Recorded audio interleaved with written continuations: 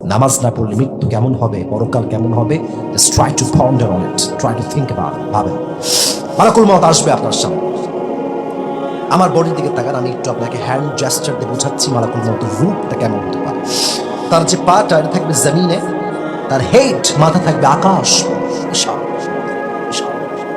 এবং তার যে দেহের কালারটা হবে, এটা হবে নীলাভ বর্ণের দেহ, নীলাভ বর্ণের রূপ, চেহারা বিশাল লম্বা দেহ, চোখ থাকবে বিশাল বড় বড়, হাত থাকবে লম্বা হাত। আর যে ড্রেস সে পরে আসবে, the dress will be black colour, এটা হবে কালো রং, বিশাল লম্বা দেহ, ভয়ঙ্কর চেহারা, নীলাভ বর্ণের দেহ হবে তার।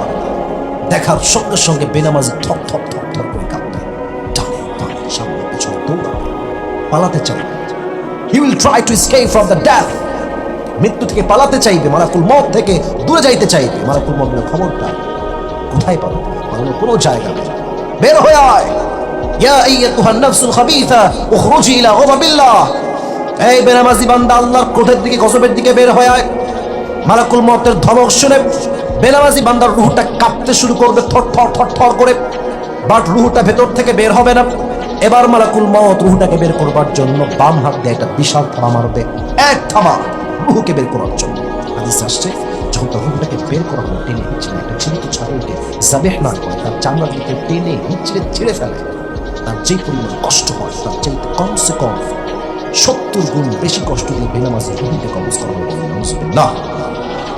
এখন আপনি এই মৃত্যুর যন্ত্রণা সহ্য করতে পারবেন কি পারবেন না, দ্য ডিসিশন ইজ ইয়োর্স, সিদ্ধান্ত হবে। যদি ভাবেন যে পারবো, ঠিক আছে, পড়ে না নামাজ, আপনি, আমার কি সমস্যা, আমার তো কোনো সমস্যা নেই, বিন্দাসে ঘোর, আরামে খান, কোনো সমস্যা নেই। আর যদি ভাবেন যে না না এটা আমি সহ্য করতে পারবো, তাহলে আপনি নামাজ পড়া শুরু করেন।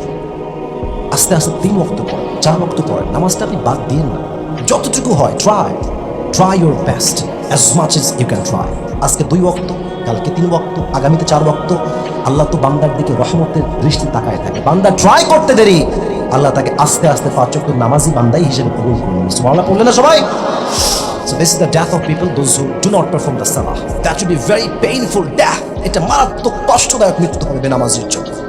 যখন আপনি মারা যাবেন, এবার আপনার পরকালের জীবন এটা শুরু হবে।